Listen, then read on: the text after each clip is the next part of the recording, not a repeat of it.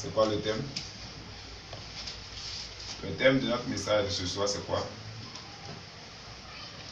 Voici ce qui sera une sécurité pour ma maison. Ok. Dénonce pas d'ailleurs qui est assis là-bas. Sera une sécurité pour ma maison. Voici ce qui sera une sécurité pour ma maison. Alléluia. Amen. La dernière fois, j'ai défini dans un premier temps la maison comme quoi? Alléluia. La dernière fois, lorsque je vous ai parlé de maison, j'ai défini d'abord la maison comme quoi?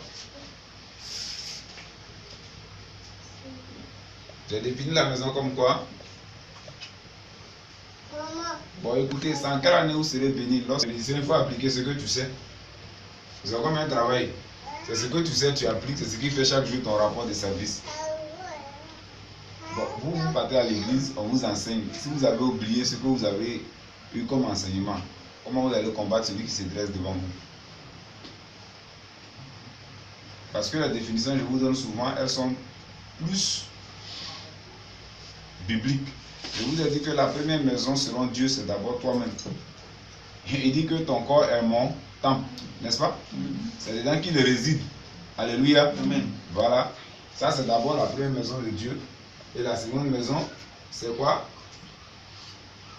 C'est celle que nous habitons quelque part. Alléluia. L'église et autres, tout ça là, j'en passe. Amen. Il dit quoi? Si tout ce que je suis, vous avez vécu, ça ne vous dit pas grand chose, ces souffrances, ces difficultés que vos pères ont vécues, moi en tout cas, moi et ma maison, nous servirons l'Éternel. Alléluia. Amen. Voilà. Moi, j'ai mes petits frères qui me suivent. Lorsque ils m'ont présenté des femmes qu'ils aimaient, je me suis mis dans une position d'ennemi automatiquement. Comment? Je les ai obligés à se marier. Pourquoi j'ai fait ça? Parce que mes frères et moi, on a juste le même père. Ça veut dire qu'il y a un esprit qui nous poursuit. Regardez, il y a des démons naturels. Hein. Il y a des démons naturels. Tu es fille d'une femme qui a eu, ce ne serait-ce que 2 enfants, de maris différents. Il y a un esprit de célibat qui te poursuit. Ça, il faut le savoir. Ah, c'est un démon naturel. Tu es le fils ou la fille d'un homme qui a 1, 2, 3 personnes de mères différentes, comme moi. Il faut déjà savoir qu'il y a un esprit qui est là. Donc moi, en tant qu'homme de Dieu, lorsque mon petit frère qui me suit m'a appelé pour dire, grand frère, j'ai croisé une femme là, elle me plaît. Il dit, tu es sûr? Il dit oui. Il dit ok. Qu'est-ce qu'il faut? On a fait ce qu'il fallait. Il a doté. Il s'est marié. Qu'est-ce que j'ai vu? J'ai vu qu'après ça, sa vie allait mieux. Donc tout naturellement, je viens de voir que je viens de combattre un esprit qui certainement allait nous dominer. Alléluia. Amen. Après Armand est venu Charles. Jean-Charles, mon petit frère batteur. Il m'a dit aussi, grand frère, j'ai croisé une fille à Dabou ici, elle me plaît bien. J'ai dit ok, elle te plaît bien? Il dit oui. Viens, je vais la voir. Je l'ai vue. J'ai dit elle te plaît? Il dit oui. Il dit bon, va dire à ta grande soeur. Il a dit à sa grande soeur. Il dit elle te plaît toujours? Il dit oui. Il dit bon, va dire à ton papa. Il a vu. Il dit elle te plaît toujours? Il dit oui. Il dit d'accord, dis maintenant à ton papa qu'elle te plaît. Quand il lui a dit, c'est la même question qu'il lui a posée. Parce qu'en réalité, c'est en français, je lui demande si elle te plaît. Mais en d'autres termes, en BT, ça veut dire beaucoup de choses. Donc quand le vieux lui a posé la même question, il m'a appelé, il dit, mais grand frère, le vieux m'a posé la même question. Il dit, non, c'est en BT, il a parlé. Mais comme les mots là, j'ai dit ça en français, j'ai cru que c'est français, il a parlé. Alléluia. Et on lui a dit d'aller prendre la liste des éléments de dot. C'est quand le petit est parti, c'est là qu'il a vu qu'on était au sérieux. Comment il va faire? Il était oublié. Il avait voulu changer la chose, mais ils sont partis quand même comme ça. Arrivé là-bas, on dit non, mais c'est pas ce qu'on lui a donné. Mais au fond, le petit voulait rester un peu d'abord. Alléluia. Mais moi, je mettais la pression. Moi, j'étais le Satan dans les films. Pourquoi je suis le Satan? Parce que j'oblige l'enfant à se marier. Or, lui n'est pas encore prêt. Mais aujourd'hui, là, ça va chez lui. Ça, c'est par exemple un démon naturel que je connais.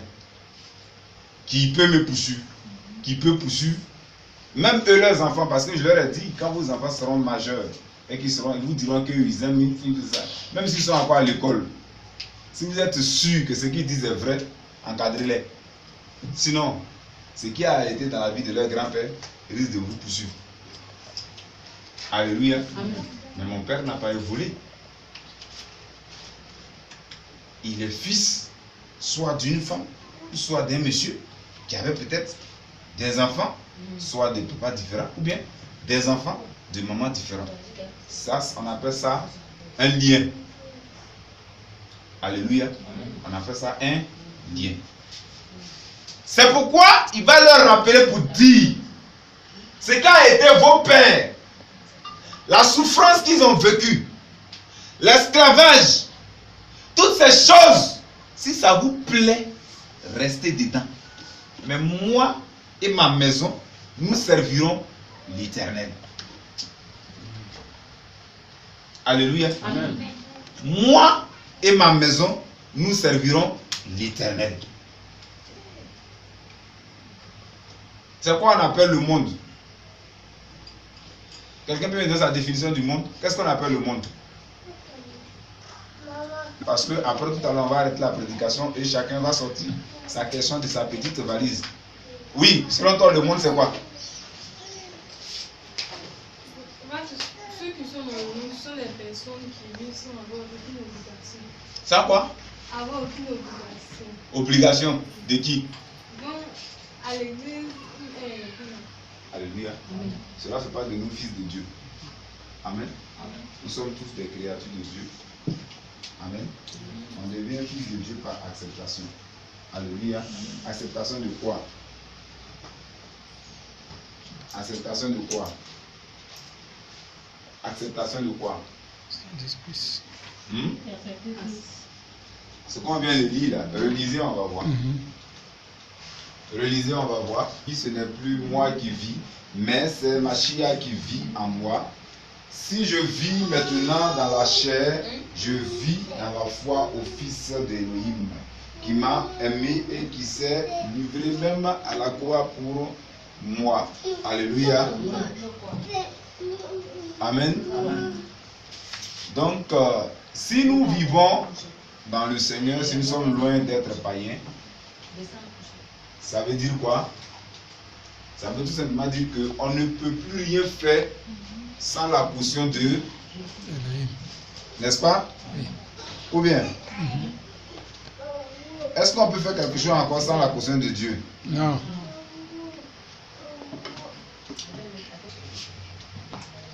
Si je vis désormais, ce n'est plus moi qui vis. Alléluia. Et cela se définit très clairement dans notre vie dans Psaume 127, verset 1. Seigneur, ce qui fait avec la portion de quelque chose d'autre, n'est-ce pas? Puisqu'il dit celui qui bâtit sans l'Éternel. Ça veut dire que si on bâtit avec un... Non, pas forcément avec l'Éternel. Ça veut dire que pour bâtir et réussir à bâtir, c'est qu'on bâtit avec une autre force. Ça peut être la force du Saint-Esprit, comme ça peut être une autre force. Sinon, s'il n'y a pas une autre force, on n'aurait pas dit celui qui bâtit sans l'Éternel bâtit en vain. Alléluia. Alléluia. Amen. On va rappeler encore notre thème qui dit quoi? On va rappeler notre thème qui dit quoi? Voici ce qui sera une sécurité pour ma maison. Voici ce qui sera une sécurité pour ma maison. Et à cet effet, on va lire notre dernier passage qui est 2 Chroniques 7, 14. 2 Chroniques 7, 14. Alléluia. Si mon Dieu aussi qui est invoqué mon nom s'humilie, prie, pleure, cherche ma face, je l'exaucerai dans certaines versions. Alléluia. Notre thème c'est quoi? Voici ce qui sera une sécurité. Voici ce qui sera une sécurité pour ma maison. Alléluia. Tout à l'heure, dans la définition du monde, quelqu'un a dit, sinon si on veut résumer les 10, on trouve quelque chose qui est commun. Comme quoi, un homme qui est dans le monde, c'est celui qui vit sans loi de Dieu, n'est-ce pas? On retrouve ça dedans, non? Dans les définitions. C'est comme quelqu'un qui est sans loi de Dieu. Alléluia. Alléluia. Amen. Ta vie, si tu l'organises sans la caution de Dieu, tu le fais en vain. Alléluia. Amen. Et je voulais parler dans plusieurs domaines de la vie. Je vais prendre le côté professionnel, ta vie privée et ta maison. Alléluia. Alléluia. Amen. Est-ce que vous savez que en étant au service, on loue Dieu? Oui. En étant au service, on loue Dieu. Dieu, il est avec toi dans le service et il a mis une loi là-bas. Alléluia.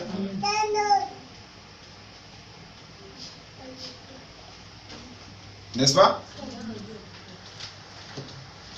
Il dit, obéissez à vos maîtres comme quoi?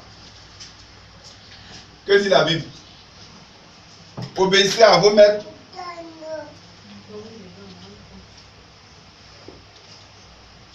Il y a plusieurs passages bibliques qui illustrent ce. Ici, nous sommes dans le sens spirituel, où la Bible dit, obéissez à vos conducteurs, n'est-ce pas? Comme vous le faites au Seigneur, pour qu'il puisse se rendre compte aussi dans la joie. Alléluia. Mais dans le domaine professionnel aussi, si la hiérarchie est toi, il n'y a pas d'entente, ton rapport sera mal fait. Ou bien c'est pas comme ça? Pour ceux qui travaillent là, ils ne parlent pas des chômeurs. Ils ne parlent pas des gens qui mangent toujours là. N'est-ce pas? Si tu n'es pas en bonne harmonie avec ton supérieur, c'est même pas sûr que tu vas avoir promotion. Alléluia. Donc, tu dois faire le travail pour lequel tu es là. Alléluia. Pour que celui qui est ton supérieur puisse être réjoui du travail que tu as fait, pour que ça puisse t'arrêter. Dans le domaine spirituel, comme dans le domaine physique. Amen. Maintenant, quand nous rentrons dans notre vie personnelle, tu veux prendre une décision, il faut consulter Dieu. Alléluia. On ne prend pas une décision dans l'émotion. On prend une décision après avoir consulté Dieu. Si tu es trop content, il ne faut pas prendre une décision. Si tu es trop fâché, il faut prendre une décision. Parce que dans la colère, tu peux prendre une décision. Pour faire quoi? La décision qu'on prend le plus souvent dans la colère, elle répond à quoi? Oui. On prend une décision dans la colère. Qu'est-ce qu'on fait? Cette décision nous amène à faire quoi? Une décision dans la colère. Non, ça c'est ce que on ressent après. Mais dans l'immédiat, la décision qu'on prend, oui, ça peut faire quoi? Oui, ça c'est après. La décision qu'on prend sur place, c'est pourquoi? Oui. Apaiser sa colère. Oui, apaiser sa colère, mais je veux que tu sois méchant dans la réponse. Apaiser sa colère. Ça nous détruit. Non, ça c'est le résultat que ça donne après. Ce que tu as dit est vrai, hein? Mais je veux que ça soit un peu sévère cette réponse. Oui. Ça nous fait qu'on perd tout qu'on a eu. Ça c'est la conclusion. Qu'est-ce que ça fait? La décision on prend dans la colère. Oui. Frustrer l'autre. C'est encore bon, mais ça c'est pas trop, c'est trop gentil un peu encore la réponse là. On va vers la réponse. Généralement, une décision qu'on prend dans la colère, c'est pour se venger. Quelle que soit la décision qu'on prend, peu importe la forme, c'est une forme de vengeance. Parce que celui qui est en train de frustrer là, souvent c'est parce qu'il t'a frustré, ou bien il t'a fait mal. Et ce que tu prends comme décision, c'est pour faire retour. N'est-ce pas? Donc, c'est une vengeance. Alléluia. Or, si dans cette colère, tu consultes Dieu, Peut-être qu'il va te dire il faut laisser. Peut-être c'est laisser là, mais que tu ne veux pas attendre. Alléluia. Alléluia. Mais là, si tu es trop dans la joie et que tu prends une décision, allez-y voir au cimetière. 90% des gens qui sont là-bas, c'est parce qu'ils étaient trop bien. Si vous prenez 10 personnes, il y a 5 méchants, il y a 5 gentils. Les méchants là, c'est pas trop sûr qu'un va mourir parmi eux. Mais les 5 gentils, ils vont partir. Vous ne comprenez pas trop ce que je suis en train de dire? La plupart des personnes qui sont ce qu'on appelle dans notre jargon gentils là, ça eux on fait toujours du mal. Oui, c'est pas ça. Hein? Vous savez pas ça? La majorité des gens à qui on fait mal là, c'est des gens qui sont gentils. L'homme qui est méchant, quand il a son nez là, même en soi, il n'a pas qu'à de faire du mal à cette personne. Bah, tu connais déjà son résultat qu'il va faire. Alléluia. Regardez dans nos familles par exemple, qui ont ceux qui peuvent vite. Généralement, c'est ceux qui communiquent beaucoup avec la famille. Ceux qui ont un peu la main facile. Ceux qui sont un peu gentils. Ceux qui sont un peu ouverts. Ce sont ces personnes qui vont vite. Dans nos familles. Alléluia. Les plus grands ennemis sont les personnes que tu as rendu service. Ça ne vous est jamais arrivé? Hein? Ça vous est jamais arrivé? Tu as pris des décisions dans la joie, dans la pitié, dans la compassion. Alléluia. Tu n'as pas consulté Dieu. Donc ce qui sera la sécurité de ta vie personnelle, c'est de consulter Dieu. Et vous êtes déjà dit, quelqu'un vient devant toi, il dit, hey, mon frère, ça fait 10 jours, on n'a pas mangé. Il faut consulter Dieu.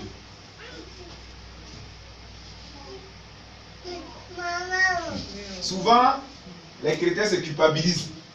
Non, vous pouvez dire si chrétien et puis je suis méchant. Non, tu n'es pas méchant, il faut consulter Dieu. Alléluia. Il faut consulter Dieu. Il faut consulter Dieu. Alléluia. Tu peux donner à manger à quelqu'un et puis il va t'arracher ton pain. Le même plat que tu es en train de manger, puis tu l'as invité là. S'il est rassasié, il peut mettre ça dedans. Ça, vous ne savez pas? Des gens à qui on tend la main, qui devient un problème pour toi. Alléluia. Donc, il faut consulter Dieu. Amen. Et le dernier sujet que je vais prendre, alléluia, le dernier exemple, dans la sécurité de ma vie, alléluia, c'est que ta maison. Amen. Et là, je veux parler aux femmes au foyer, aux hommes au foyer.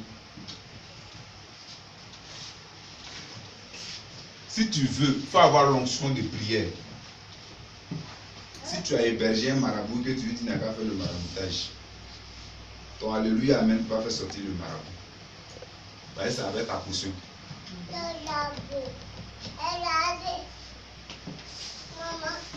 Ça, c'est un exemple du choix de Dieu. Mais je vais t'expliquer ce que j'ai dit en parabole. Si chez toi, la causerie, l'amitié, la fraternité, la joie n'est pas fondée sur les Écritures, le diable va régner. La division va régner. La colère va régner. La méchanceté va régner. Donc je vous à la maison là, ayez le temps de prière, le temps d'étude biblique. Je vous à la maison. Parce que là où l'Esprit de Dieu n'est pas régulièrement glorifié, Satan est proche. Alléluia. Satan est très proche. Alléluia. S'il a laissé aller chez toi, si c'est toi seul tu vas à l'église et puis ta maison est là, mon frère, laisse-moi te dire, les portes ne sont pas fermées totalement de ta maison. Souvent, il y a des gens qui vont à l'église. Et papy, tout il était en train de jouer avec ses camarades. On peut passer par papy tout pour t'enlever au travail. On peut passer par papy tout pour casser la maison. On peut passer par papy tout pour pouvoir. Vous n'avez jamais appris qu'on dit un enfant dans le ventre et puis il fait sorcellerie. Vous n'avez jamais entendu ça? En plus, votre raison, lui qui respecte, qui met un piment. C'est pourquoi le monsieur a dit, moi et ma maison, nous servirons l'Éternel. Parce que tant que c'est ta maison sans toi qui sers l'Éternel, Satan a toujours sa place. C'est toi qui sers l'Éternel sans ta maison, Satan a toujours sa place. Alléluia. Regardez un peu Israël qui va en guerre contre un petit pays qu'on appelle Haï. Ils arrivent et c'est Haï qui va les anéantir. Alors, Josué va demander au Seigneur, mais qu'est-ce qui se passe? Le Seigneur dit, il y a un interdit au milieu de vous. Il y a un interdit au milieu de vous. Donc tant qu'il y aura un interdit dans ta maison, le diable va régner. Il va rentrer. Quel était l'interdit? C'est que Akan a fait ce qu'il ne fallait pas faire. Alléluia. Akan a fait ce qu'il ne fallait pas faire. Et parce qu'Akan a fait ce qu'il ne fallait pas faire, le diable a été obligé de frapper. Alléluia. Bénédiction. Lui, il a fait le confier à quelqu'un d'autre. On a 147 églises. Lorsqu'il a pris les choses qu'on lui dit de ne pas prendre, qu'est-ce qui s'est passé? Haï les a frappés. Donc, vous, vos maisons, fermez les portes spirituellement. Alléluia. Fermer les portes spirituellement veut dire quoi? Enseignez la Bible aux gens qui habitent avec vous. Parlez de Dieu aux gens qui habitent avec vous. Amen. Amen. Tu ne peux pas parler d'un Dieu pendant que tu es à la maison et puis un habitant de ta maison va parler de autre chose. Va à l'église, laisse un dealer chez toi. C'est un esprit qui est venu là. Quoi que tu veuilles, quoi que tu fasses, tôt ou tard, alléluia, tu as un enfant qui sera mauvais. Regardez un peu dans les grandes familles là. Ça c'est dans chaque famille. Hein. Dans les familles là, il y a souvent un parent, un tonton ou un tanti chez qui tout le monde s'en va. Je ne sais pas si vous avez remarqué ça. Dans les familles là, il y a souvent un tonton ou bien une tante chez qui tout le monde s'en va. Mais le plus souvent, c'est même tonton ou tante qui sont gentils là. Les enfants ne deviennent rien. Et le plus souvent, l'accusation qu'on fait, on dit non, ils ont été gentils pour les autres, ils n'ont pas été gentils pour leurs enfants. Au fait, c'est parce qu'ils n'ont pas été gentils pour les enfants. C'est parce qu'ils n'ont pas aimé les enfants. Ils ont aimé les enfants. Mais en voulant aider, ils ont fait rentrer quelque chose chez eux.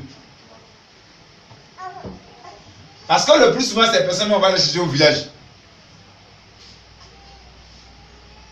Vous n'avez pas ce genre de personnes chez vous qui aident souvent les gens. Souvent même vous, mais vos propres papas, mais vos propres mamans, ils aident souvent les gens. Ils passent leur temps à aider les gens. Mais ces mêmes personnes n'ont pas de pouvoir sur eux parce qu'ils veulent tellement leur faire plaisir au point qu'ils sont très faibles devant eux. Alléluia. Moi, chez mon papa, j'étais à l'université puis j'ai établi une cellule de prière là-bas avec 2 hommes de Dieu. Et c'est là-bas que j'ai fait ma première église que j'ai appelée Mefov. Ministry, Trouble, Water. Parce qu'à ce moment précis, je venais tout fraîchement d'arriver de New Delhi. Anglais là me sortait par les ports André Bété. Donc tout ce que je faisais en anglais. Dans la première église, je mets sur pied, s'appelle Mefov.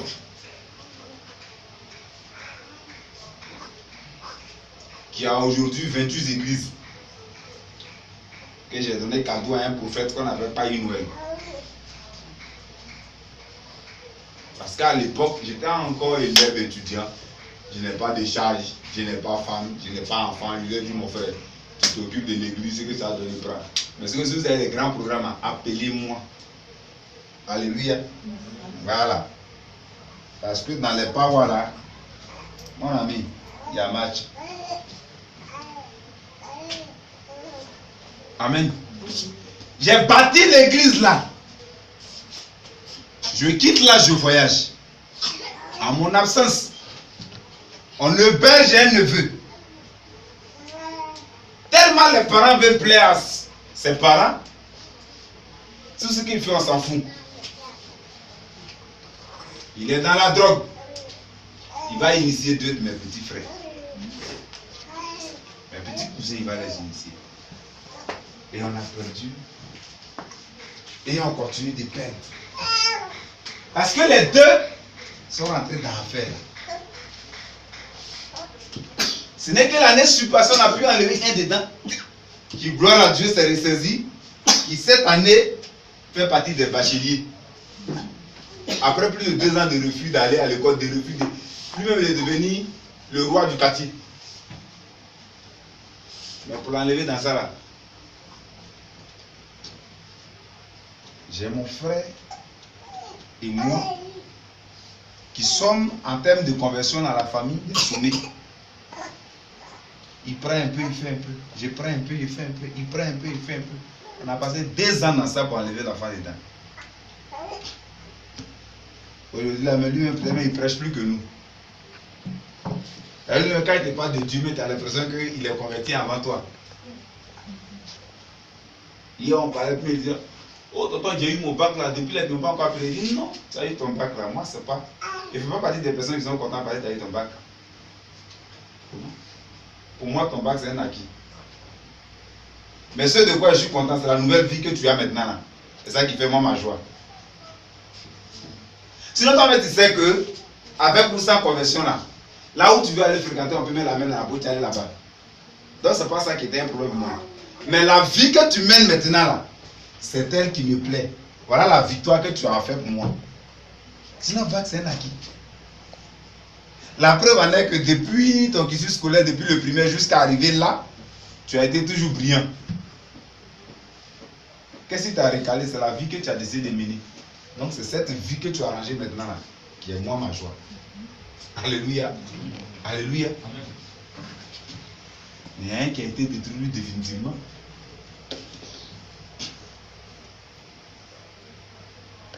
Le thème c'est quoi? Pasteur Honoré, tu vis ici? Voici ce qui serait une sécurité pour ta maison. Qu'est-ce qui serait une sécurité pour ta maison? C'est la parole de Dieu. Alléluia. Votez des lois chez vous. Arrêtez de plaire aux gens. Votez des lois de Dieu chez vous. Ça n'arrange pas quelqu'un, il dégage. Parce que laissez-moi vous dire, si tu tombes dessus là, et que tu tombes, tu perds la vie, il n'y a pas un être humain qui a soulevé dans tes narines pour que tu relèves. Est-ce que tu comprends un peu? Souvent des gens pratiquent la sorcellerie chez vous, vous acceptez, vous cautionnez.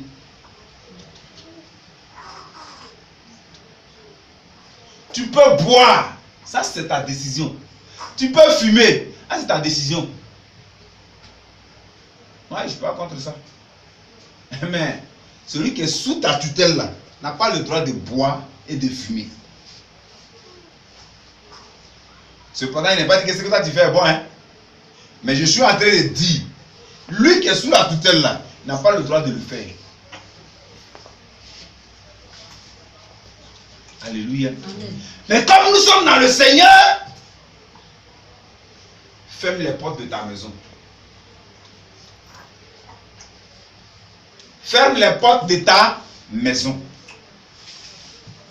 On prie à telle heure. On fait tant, on fait tant, on fait tant, on fait tant.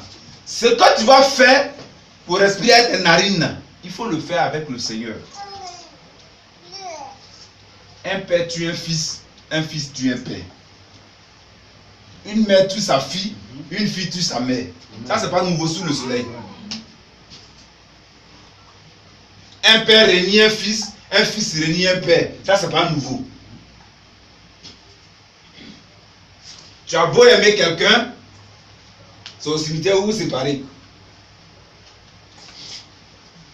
Le lundi, là, on était à une réunion des pasteurs, et puis le responsable premier des pasteurs est en train de dire quelque chose. Et puis il a dit une phrase qui m'a glacé jusqu'à présent, où je suis arrêté, je suis toujours glacé. On a un collègue qui a perdu son mari, sa femme. Le vendredi, on était au funérailles. Et le samedi, ils sont partis faire l'enterrement à Boisseau. Ils étaient à l'enterrement. Ils ont mis le cercueil dans la tombe. Pendant que l'homme de Dieu qui devait exhorter les gens, d'être exhorter les gens, il y a une grosse pluie qui est tombée, un coup. Boum! Quand la pluie est tombée là, tout le monde a fui pour laisser ce cercueil. C'est la partie là qui fait mal. Même le mari a fui pour laisser ce cercueil.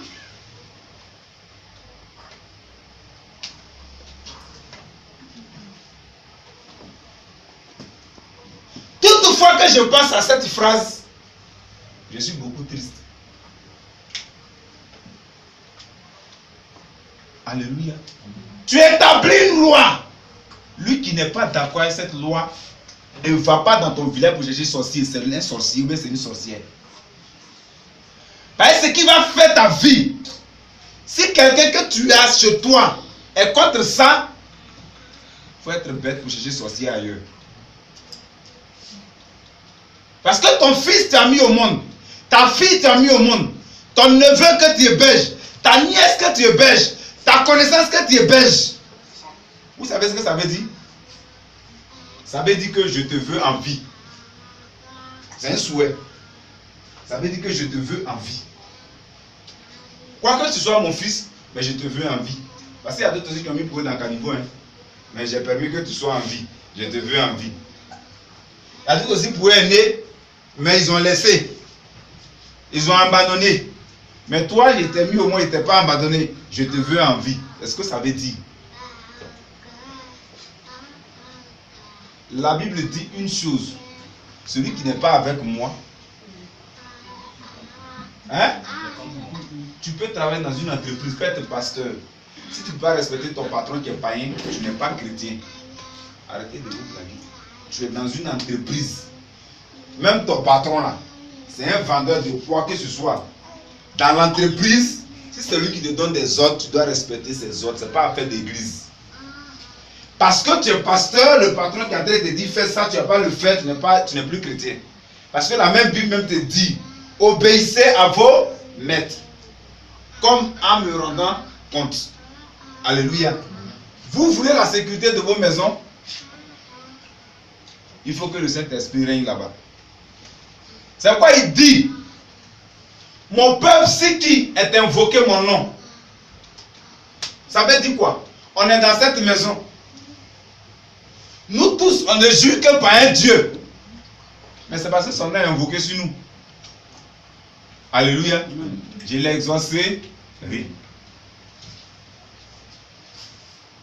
Aujourd'hui, là, les chrétiens font une grosse erreur. Mon ami, ton mari ne va pas à l'église. Ta femme ne va pas à l'église. Le management que tu as fait pour faire bénir ton mari mais ta femme là, il faut le faire. Alléluia. Il faut le faire. C'est pour votre sécurité. Ce que tu vas faire là, fais-le. C'est pour votre sécurité. Tu auras fermé la porte au diable.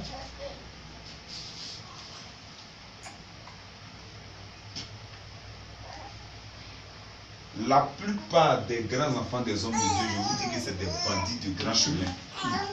Oui. Parce que 90% des hommes de Dieu ne savent pas qu'on évangélise les enfants. C'est-à-dire ton enfant qui t'a mis au monde, toi pasteur, là, tu dois évangéliser ton enfant. Il y a un âge, quand il a ce âge là, tu l'évangélises. Comme si tu n'étais pas dans la rue pour évangéliser quelqu'un. C'est comme ça qu'on évangélise. Généralement on dit, mais je suis pasteur, l'enfant c'est que je suis pasteur. Non, l'enfant c'est toi qui as dit que tu es pasteur. Lui ne connaît pas la fonction pasteur. Lui sait qu'il a un père. Sa fonction que tu as dans ses yeux là, c'est père. C'est juste quand elle pense au travail, est-ce qu'ils vont au travail que vous travaillez avec eux? C'est toi qui lui dit que toi ta fonction là, pour toi là, c'est tout le monde qui va au travail. Alléluia. Bah, c'est une fonction, non? Être pasteur, c'est une fonction. C'est une fonction, mais ce n'est pas une fonction. Est-ce que celui qui travaille à la CIE va avec son enfant au travail? Non. Il va avec son enfant au travail. Donc, dans notre fonction là, on travaille en même temps, les enfants sont là, puis on travaille. Donc, qu'est-ce qu'il faut faire? Il faut les évangéliser. Et généralement, c'est l'erreur que beaucoup de guides religieux n'ont pas pu corriger, n'ont pas évangélisé leurs enfants. Ils se sont dit que comme ils sont pasteurs, l'enfant est obligé d'être chrétien. Non, l'enfant n'est pas obligé d'être chrétien. À l'âge où il doit comprendre, on l'évangélise. Comme si tu avais pris ta Bible et puis tu es allé à Derewab dans côté et puis tu as dit bonjour madame, ça vous va? Je suis venu vous parler de Yeshua. C'est comme ça. Quand l'enfant arrive à ce âge aussi, tu le fais asseoir, tu dis ma fille ou mon fils, tu vois, c'est-à-dire, c'est rentré ici, et tu fais sortir des témoignages émouvants et tristes. Et l'enfant accepte de donner sa vie au Seigneur. Un pasteur n'a pas le droit de prendre son enfant pour aller le baptiser. Non. C'est l'enfant qui donne sa caution pour être baptisé. Tu vas baptiser ton enfant. Je suis pasteur. Passe devant mon parti. La Bible dit. Abraham était derrière. Isaac était devant. Donne le couteau. Non, pas devant. Donne le couteau. Donne le couteau. Mais il y a une question qu'Isaac a posée, il n'a pas compris la question. Il dit, le vieux, on s'en va. Tu m'as appris que sacrifice on fait un mouton. On a le feu, on a le couteau. Où est le couteau? Il avait dit quoi? Il n'a pas évangélisé l'enfant. L'enfant ne savait pas ce que ça voulait dire. Les gens disent non, Isaac s'est donné, donc il faut donner ton Isaac. Des messages tordus comme ça. Isaac a demandé à son papa, on s'en va là. Où est le couteau là? Maman, c'est le mouton, on coupe sa tête actuellement. Aujourd'hui, on s'en va. On a feu, on a couteau. Mais c'était de qui on doit couper? Tu me dis un peu. Non, viens, Dieu donne ton Isaac comme Abraham. Abraham n'a pas donné Isaac. C'est une farfelue, on organise pour te faire pourrir. Et puis tu vides ta bouche, après tu attends ta bouche. Et puis maintenant tu regardes la nuit, les étoiles. Tu regardes à partir de ton tol, tu vois le ciel. Par exemple, tu sais que demain ça va chauffer. Oui. Tu sais que ça va chauffer demain. Tu as marmaillé bien sûr. Tu es rentré dans ton corps. Tout ce qu'on peut te dire, il faut avoir la foi, ça va aller. Et puis tu es calé, tu as la foi. Tu te dis qu'un jour ça va aller, ça n'ira pas. C'est déjà parti le jour, toi est parti. On finit avec. Ça vient payer choukouya 2 fois. C'est là maintenant on te met dans un game. Il faut avoir la foi. Si tu as la foi et les filles, à la fois, papa, c'est parti, ça a géré un dossier quelque part. Alléluia. Il faut sécuriser ta maison.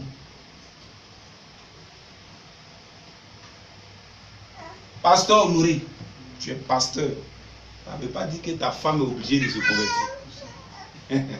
Parce qu'il y a des choses que les hommes disent, ça va aussi. Tu es pasteur, ce n'est pas ta femme qui est pasteur, c'est toi qui es pasteur. C'est toi qui as appelé. C'est toi qui as appelé, puis tu m'as regardé, tu dis, il te plaît. Toi, tu me veux. Est-ce que je t'ai dit qu'il voulait marier Bazin? Dans mon enfance, quand j'étais avec mes camarades, je dis que je voulais marier Star. Un bon matin, tu dis que toi, tu me veux. Alléluia. Il ne faut pas trop discuter à mon enfant, pour lui donner ça. Sécurité de ta maison, ce qui pourra être une sécurité dans ta maison, c'est la présence du Saint-Esprit. Le Seigneur doit avoir une place de choix dans le cœur de chaque personne qui se trouve dans ta maison. Aimé, tu veux pas, Satan passera par une âme pour entrer. Il ne passe pas par mieux. C'est dans un corps où le sang qui passe. Alléluia. Je dis, remarquez dans nos familles, souvent dans nos tantes, ou bien dans nos papas, nos mamans. Moi, par exemple, comme ça, mon papa, je sais que parmi vous aussi, il y a des gens, si leur papa, leur maman, eux, ils sont là pour aider tous les gens. Moi, je les ai baptisés Yahoo gentils. C'est des Yahoo gentils. Ils vont faire pour tous les neveux, les nièces. En tout cas, ils ont tous les. Souvent, il a installé de 200 000, 300 000 francs. Il va aider au moins 20 personnes. Et à la fin du film, là, ces enfants ne réussissent pas. Le plus souvent, qu'est-ce qu'on dit? On dit non, il a aidé les gens jusqu'à il a oublié ses enfants. Il n'a pas oublié ses enfants, en fait. Mais parmi les gens, il aidait là.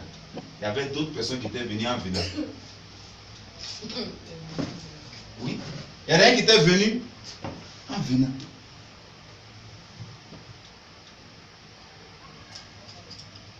C'est comme ça. Tu es chez toi, tu dors.